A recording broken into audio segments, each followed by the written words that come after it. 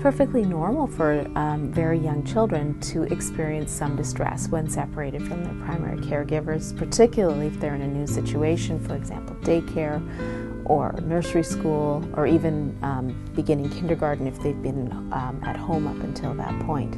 So the experience of having the child express some distress is completely normal in this very young age group. It again becomes of concern when the child is unable to settle. So it's when, for example, what we hear about in clinic is that the child was not able to settle once the parent left. In a daycare situation, the child continued to cry for weeks on end at separation, and often for extended periods of time at the daycare.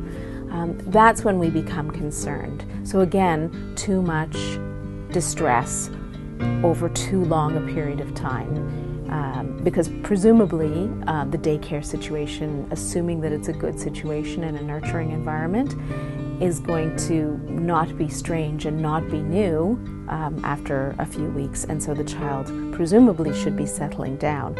And if they're not, that's when we start to wonder, is there something else going on here?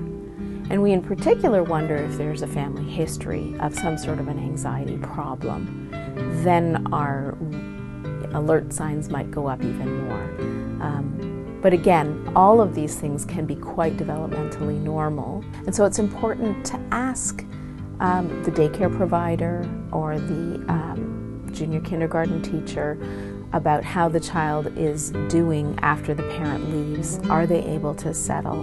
And how they compare to other children in the classroom. Because sometimes there might be something going on that's distressing in the classroom that the teacher is aware of, that the parent might not be aware of, or a particular situation with another child that your child is struggling with. So it's important to really have good communication with these other caregivers of your child in order to better understand what might be going on, because what might seem like a red flag to a parent might actually seem quite developmentally normal to the daycare teacher or nursery school or junior kindergarten teacher, and they have this other lens on children in this age group where they've seen a lot of children and have a means of comparison. And particularly for first-time parents, they don't necessarily have that means of comparison.